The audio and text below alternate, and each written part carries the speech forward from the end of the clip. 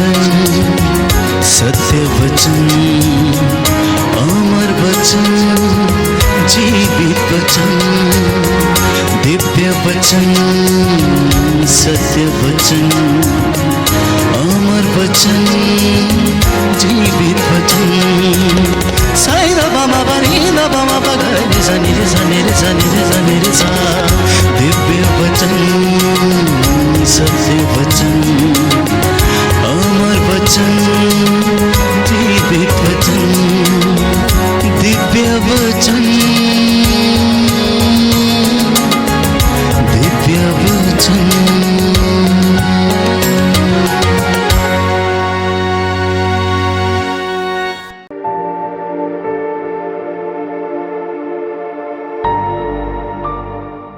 प्रभु यीशु के पवित्र और सामर्थी नाम पर मैं आप सभी का अभिवादन करता हूँ।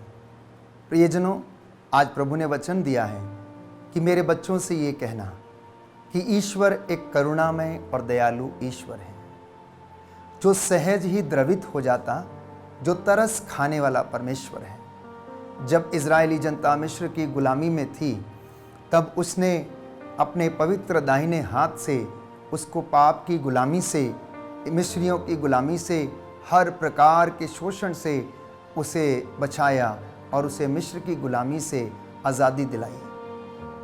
हमारे जीवन में ये करुणा और ये दया निरंतर बहती रहती है, और ये एक रहस्य है जिसे हम समझ नहीं पाते हैं। ईश्वर की दया और करुणा हमारी सोच के बहुत अधिक परे है, जिसे हम चाहते हुए भी समझ नहीं पाते हैं। हम बहुत बार प्रयास करते हैं, लेकिन ऐसा संभव नहीं होता है। तो ईश्वर ने यीशु के द्वारा हमें अनंत जीवन दिया है। ईश्वर ने यीशु के द्वारा हमें अनंत जीवन दिया है।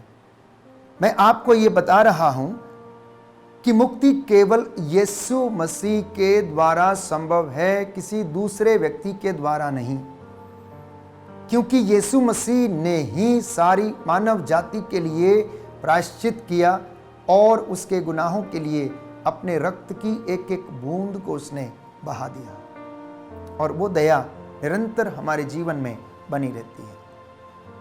प्रेरितों के कार्यकलाप में बाइबल इस बात को स्पष्ट करती है कि किसी दूसरे व्यक्ति के द्वारा मुक्ति नहीं मिल सकती, क्योंकि ईसा मसीह के नाम के सिवा मनुष्यों को कोई दूसरा नाम नहीं दिया गया है।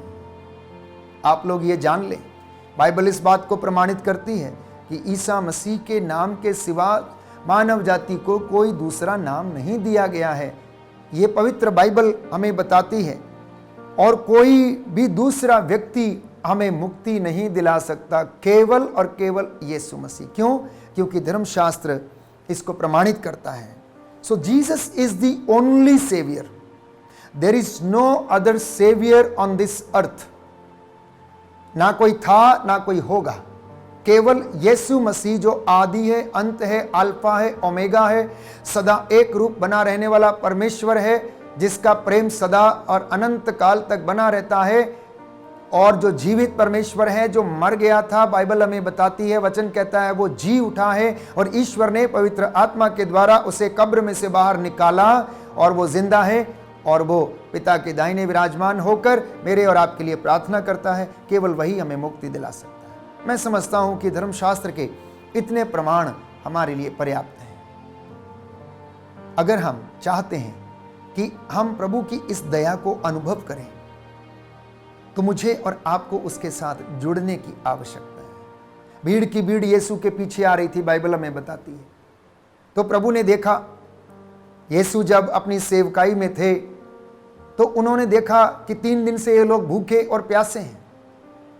लौटते समय शायद ये लोग रास्ते में कहीं मूर्छित हो जाएं, तो उन्हें उन पर तरस हो आया, क्योंकि वो बिना चरवाहे की भेड़ों के जैसे थे। उन्होंने शिष्यों से कहा, इन्हें भोजन दे दो, इन्हें खाने के लिए कुछ दे दो। वो तो जानते थे कि वो क्या करने वाले हैं, लेकिन फिर भी वो अपने चेलों के विश्वास की परख करना चाहते थे। और उनके चेलों ने कहा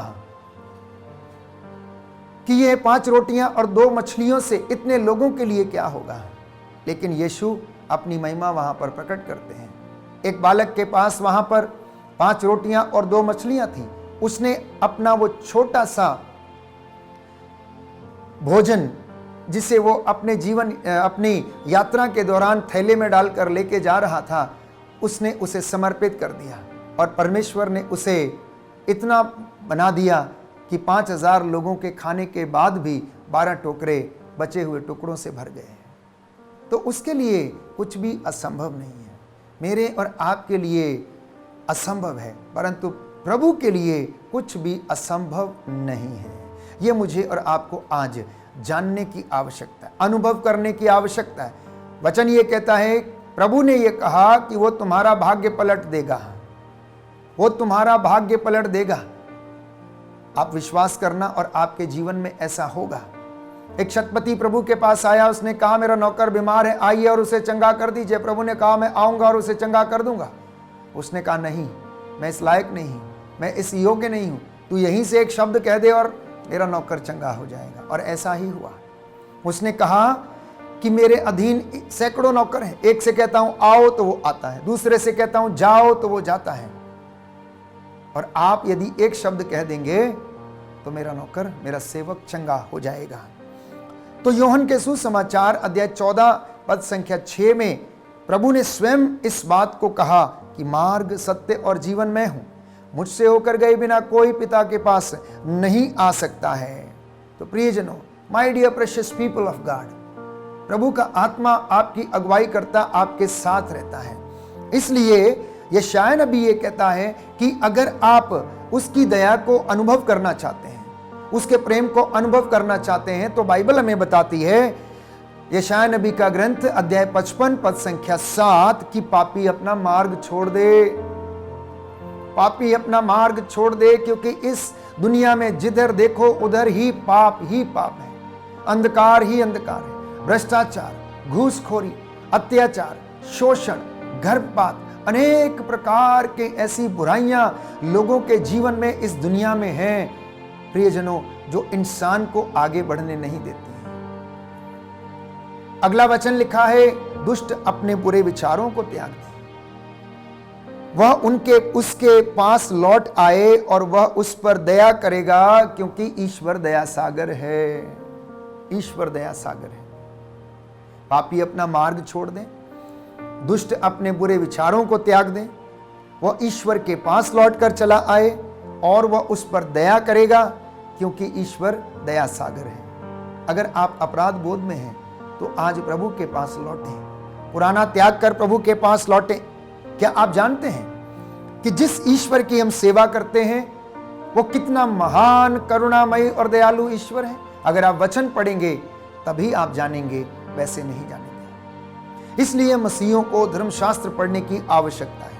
इसलिए हर एक बिलीवर को वचन पढ़ने की आवश्यकता है, क्योंकि वचन की अज्ञानता के कारण ये सारी बुराइयां लोगों के जीवन में घर कर बैठी हैं। जैसे जैसे वचन बोला जाएगा, जैसे जैसे लोग वचन सुनेंगे और पढ़ेंगे, उसे अपने जीवन में अपने बच्चों को, अपने नाती पोतों को बताएंगे, दिन रात उनका मनन चिंतन किया करेंगे।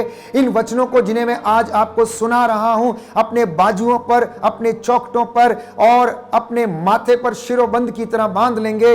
रात को सोते समय, यात्रा करते समय, उठते बैठते समय, लेटते समय अगर आप याद करेंगे, मनन चिंतन करेंगे, तो बुराइयां आपसे कोसों दूर रहेंगी। शैतान आपका कुछ भी नहीं कर पाएगा, क्योंकि उसे वचन से डर लगता है। इसलिए सबसे बड़ा हथियार वो इस्तेमाल करता है कि वो हमें वचन को पढ़ने नहीं देता है, प्रभु की हजूरी में बैठने नहीं देता है, क्योंकि वो जानता है कि अगर ये लोग वचन पढ़ लेंगे तो ये मुझसे दूर चले जाएंगे।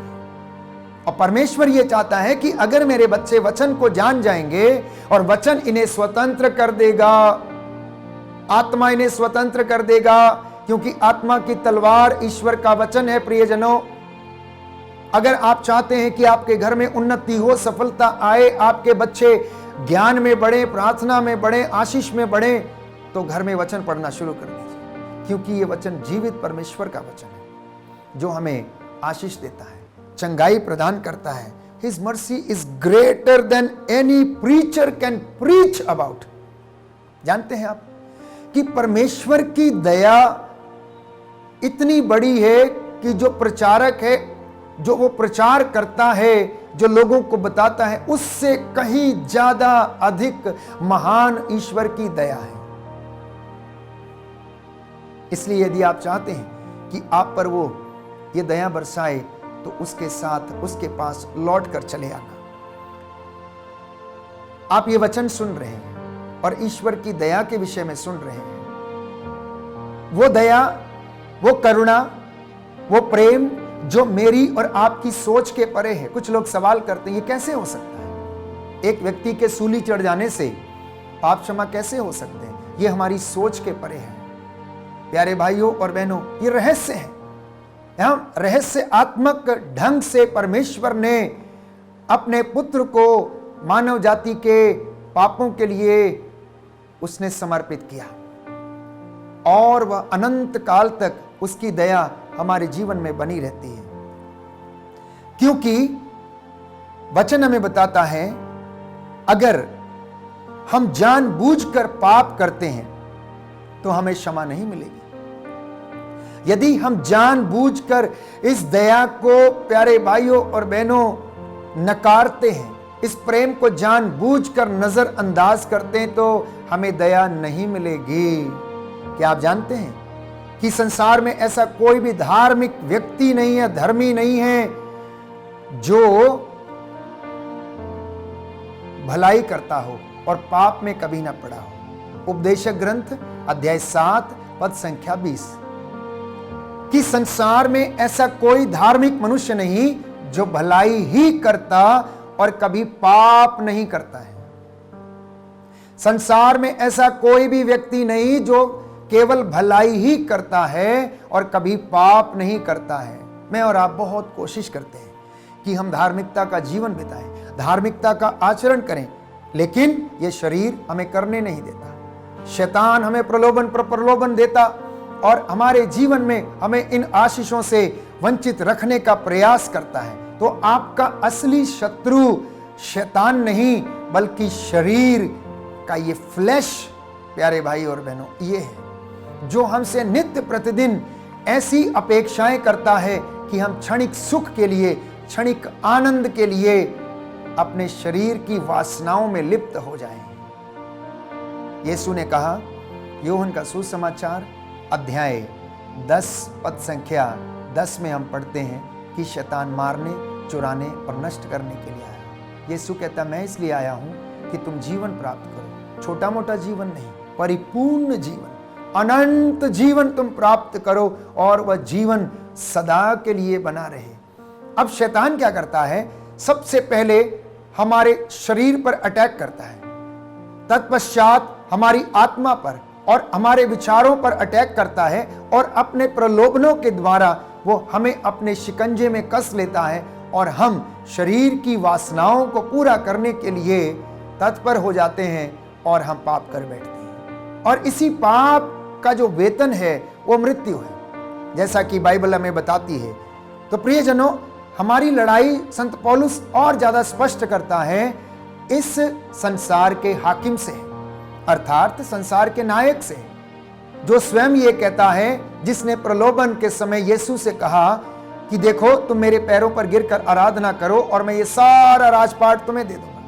He claimed that everything belongs to him. वो आज भी ऐसा ही करता है, लोगों को प्रलोभन यही देता है कि तुम ऐसा करो, तुम वैसा करो, तुम्हें ये मिलेगा, आनंद मिलेगा, तुम जाकर पैसे को डबल करो, तुम जुआ खेलो, तुम जीत जाओगे। अनेक प्रकार के प्रलोभन वो देता है। लेकिन हमारा परमेश्वर कितना अद्भुत परमेश्वर है, हमारा परमेश्वर कितना प्रेम से भरा हुआ परमेश्वर है, जो हमारे जीवन में हमें आशीषों से नित्य प्रतिदिन भरता है, जो हमसे कहता है 7 गुना 70 बार क्षमा करो। प्रभु कहता है, मैं ये नहीं कहता कि तुम 7 बार, परंतु अपने भाई को तुम 7 गुना 70 बार क्षमा करो। ऐसी क्षमा हमारी सोच के परे है, ऐसी क्षमा हमारे सोच के परे है प्रियजन, जिसे हम अंदाजा भी नहीं लगा सकते कि परमेश्वर मुझसे और आपसे ये कहता है कि हम लगातार क्षमा करते जाएं, क्षमा करते जाएं, क्योंकि प्रभु में क्षमा भरी हुई है। प्रभु में करुणा भरी हुई है। वो नित्य प्रतिदिन हमें नया बनाना चाहता है। इसलिए स्तोत्रकार कहता है अध्याय 130 में, अगर तू हमारे पापों को अनदेखा ना करे तो कौन तेरे सामने टिक सकता है। अब आप विचार कीजिए कि हम में से चाहे कोई बड़ा हो, छोटा हो, धर्मी हो, अधर्मी हो, अगर परमेश्वर हमारे पापों की गिनती करने लगने बैठ जाए तो हम में से स्तोत्रकार कहता है कौन तेरे सामने टिक सकता? कोई भी नहीं टिक सकता। हम उससे नजर तक मिलाने का साहस नहीं कर पाते। प्रियजनों, मैं और आप बहुत कोशिश करते हैं कि हम धार्मिकता का जीवन जिए, हम परमेश्वर के साथ रहें, लेकिन हमारा शरीर जो हमारी आत्मा के विरुद्ध अपेक्षा करता है, उसके प्रति सदा उसका विरोधी रहता है, वो हमें ऐसा करने नहीं देता है और हम शरीर की वासनाओं में लिप्त हो जाते हैं और हम अपने जीवन में शैतान के प्रलोभन में पड़ जाते हैं। परंतु परमेश्वर का वचन हमारे जीवन में हमें सांत्वना प्रदान करता है, तो हम शैतान से लड़ सकते हैं। कैसे लड़ सकते हैं? इसका सामर्थ्य पवित्र आत्मा हमें देता है। हम कैसे लड़ सकते हैं?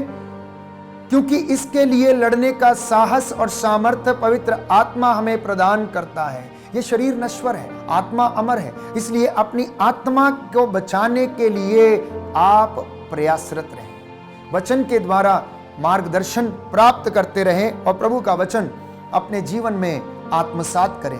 प्रभु ये कहता है तुम क्षमा कर दो और तुम्हें भी क्षमा किया जाएगा, तुम दया करो और तुम पर भी दया की जाएगी। धन्य है वो जो दीनहीन है, वो ईश्वर के स्वर्ग राज्य में उसके दर्शन करेंगे। प्रियजनों, यीशु का ये कहना कि तुम अपने भाई को 7 गुना 70 बार क्षमा करो, ये हमारी सोच के परे है। ये हमारे लिए इतना असंभव है जैसे कि हम इसे पालन करने में इतना असमर्थ हैं, जिसे सुनकर लोगों ने कहा ऐसी शिक्षा को कौन पालन कर सकता है? ये तो बहुत कठोर शिक्षा है, हम इसको पालन नहीं कर सकते हैं। परंतु यदि आप पालन करेंगे तो ईश्वर की दया आप अनुभव करेंगे। इसलिए स्तोत्रकार कहता है कि अगर तू हमारे पापों को अनदेखा ना करे तो हम में से कौन तेरे सामने टिक सकता है। अध्याय 130 वचन साफ रूप स्पष्ट रूप से हमें बताता है कि मुझे और आपको ईश्वर के सामने उपस्थित होकर दया मांगने की आवश्यकता है, दया की भीख मांगने की आवश्यकता है, क्षमा प्राप्त करने की आवश्यकता है। क्योंकि संत पौलुस कहता है रोमियो के नाम पत्र में अध्याय 3 पद संख्या 23 में, सबने पाप किया है और सब ईश्वर की महिमा से वंचित हैं।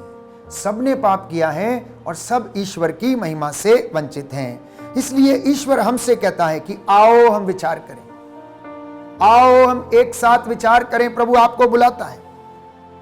आप जो इस बात को अपने जीवन में अनुभव करने के लिए असमर्थ हैं, प्रभु आपको बुलाता है और कहता है कि आओ हम एक साथ विचार करें। तुम्हारे पाप सिंदूर की तरह लाल क्यों ना हो, किरमिच की तरह मटमैले क्यों ना हो, हिम के समान सफेद कर दिए जाएंगे, हिम के समान सफेद कर दिए जाएंगे। इसलिए अपने जीवन में अपराध बोध के कारण आप परेशान ना हो, पाप के कारण आप लोग परेशान ना हो, क्योंकि यीशु हम पर दया करता है, हमारे पापों को क्षमा करता है। इसलिए दाऊद नबी लिखता है कि धन्य है वह मनुष्य जिसका अपराध क्षमा हो गया है, धन्य है वह जिसका दोष मिटा दिया गया है। स्तोत्र संख्या 32 पद संख्या 1। तो दाऊद ने पाप किया और नातान ने उसे धन्य है परमेश्वर जिसने तेरे पापों को क्षमा कर दिया है, जब उसे याद दिलाया गया और उसने कहा कि परमेश्वर ने तुझे क्षमा कर दिया है। हमारा प्रभु महान और दयालु परमेश्वर है, महान और दयालु परमेश्वर है। बाइबल इसके विषय में पर्याप्त रूप से प्रमाण देती है जब उसने अपने लोगों पर, इजरायलियों पर, चुने हुए दास दासियों पर, सेवकों पर दया की और उन्हें चंगाई प्रदान की। इसलिए हम वचन पढ़ते हैं, स्तोत्रकार लिखता है अध्याय 86 पद संख्या 15 में कि प्रभु तू दयालु है, तू करुणामय है, तू सत्य प्रतिज्ञ है, तू प्रेममय ईश्वर है, तेरी दया अपरंपार है, तेरी दया अनंत काल तक बने रहने वाली है।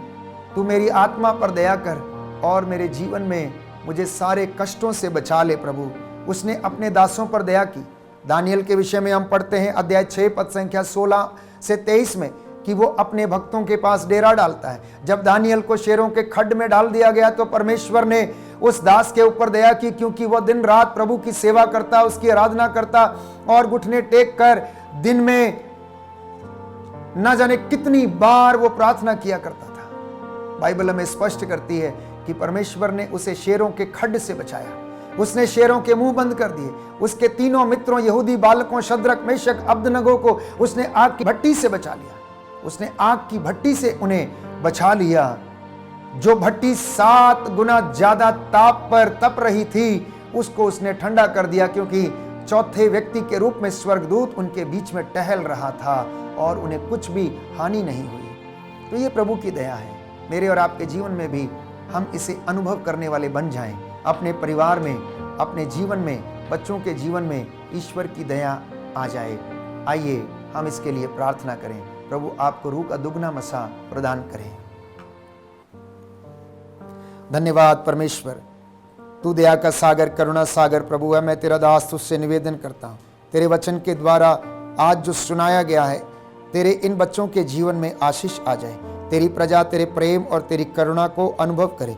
हे प्रभु यीशु, तूने अपने दास दासियों पर दया की, तूने उन लोगों पर दया की जो भटकी हुई भेड़ों के समान थे। तूने अपने दास दानियल, शद्रक मेशक अब्दनगो, अपने चुने हुए लोगों पर दया दिखाई। तूने पानी को अंगूरी में बदला, शतपति के नौकर को तूने स्वास्थ्य प्रदान किया, तूने रक्तस्राव पीड़ित स्त्री को तूने चंगाई प्रदान की, जकेउस को तूने मुक्ति प्रदान की, लाजरस को तूने जिंदा किया। आज जितने लोगों ने विश्वास के साथ ये वचन ग्रहण किया है, हे प्रभु, इनके जीवन में भी तू अपनी दया प्रदर्शित करने की कृपा कर। तेरा आत्मा इन पर अधिकार ले और ये वचन इनके जीवन में पूरे हो जाएं। ये प्रार्थना सुन उद्धार करता यीशु मसीह के द्वारा, आमीन।